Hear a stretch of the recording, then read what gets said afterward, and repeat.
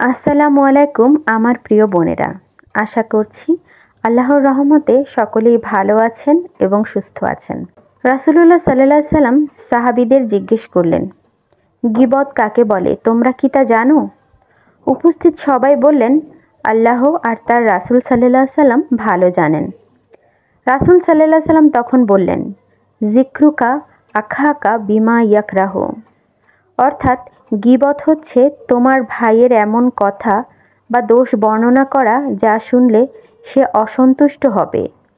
কারো অনুপস্থিতিতে অন্যের সামনে তার দোষ নিয়ে আলোচনা করাই হচ্ছে গীবত। সাহাবীরা তখন প্রশ্ন করলেন, বর্ণনা করা দোষ যদি ওই ভাইয়ের মধ্যে থাকে তাহলেও কি তা গীবত হবে? রাসূল সাল্লাল্লাহু আলাইহি সাল্লাম বললেন, যদি তা সঠিক হয় তবেই তা গীবত হবে, অন্যথায় তা হবে অপবাদ। মুসলিম হাদিস ৬৩৫৭, বুখারী হাদিস ৫৬১৩। অর্থাৎ আমরা যদি ভেবে থাকি যে অন্য ব্যক্তির সম্বন্ধে তো যা বলেছি সত্যি কথাই বলেছি, তার মধ্যে তো এই দোষগুলো রয়েছে, তাহলেও কিন্তু সেটা গীবত হবে। আমাদের প্রিয় নবী সাল্লাল্লাহু আলাইহি সাল্লাম সেটাই বলেছেন। ইসলামে গীবত বা পরনিন্দাকে সম্পূর্ণরূপে হারাম ও নিষিদ্ধ করা হয়েছে।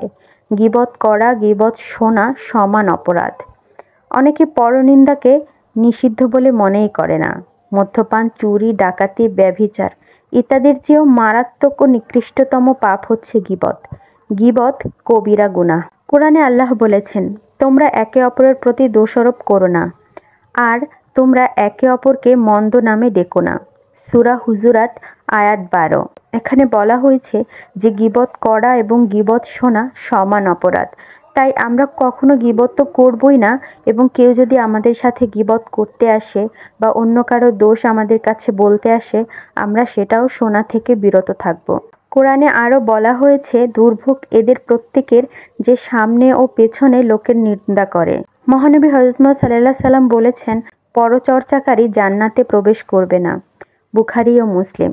তাই অবশ্যই আমার প্রিয় বোনেরা, আমাদের সকলের উচিত সকল ধরনের গীবত বা সকল ধরনের পরনিন্দা থেকে দূরে থাকা। কেউ যদি আমাদের কাছে পরনিন্দা করতে আসেও আমরা যেন সেখান থেকে দূরে চলে যাই বা সেই পরনিন্দার আলোচনা সেখানেই থামিয়ে দেই। আল্লাহ তাআলা পরচর্চা বা গীবতকে নিকৃষ্টতম পাপ বলে আখ্যায়িত করেছেন। তাই আমাদের অবশ্যই উচিত এই পাপ থেকে বিরত থাকা। কখনো কারো পিছনে, কখনো কারো অনুপস্থিতিতে তার সমালোচনা করা বা তার দোষ নিয়ে আলোচনা করা যাবে না। আমরা হয়তো অনেকেই বুঝতে পারি না, আমরা হয়তো মনে করি যে অন্যের সম্বন্ধে বানিয়ে বানিয়ে কথা বললেই গীবত হবে, সত্যি কথা বললে গীবত হবে না। অন্যের দোষ যখন আপনি সত্যি বলবেন অন্যের কাছে, তখনই সেটা গীবত হবে। তাই অবশ্যই আমাদের উচিত এই গীবত থেকে বিরত থাকা, নিজেদেরকে সতর্ক রাখা।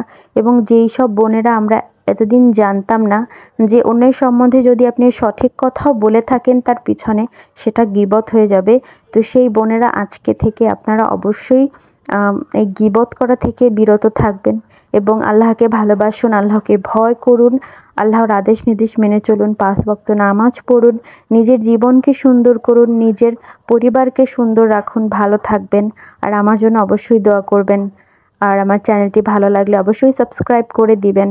মানুষের মধ্যে ঈমানের আলো, ইসলামের আলো ছড়িয়ে দেন। মানুষকে হেদায়েতের পথে আনতে সাহায্য করুন। আসসালামু আলাইকুম।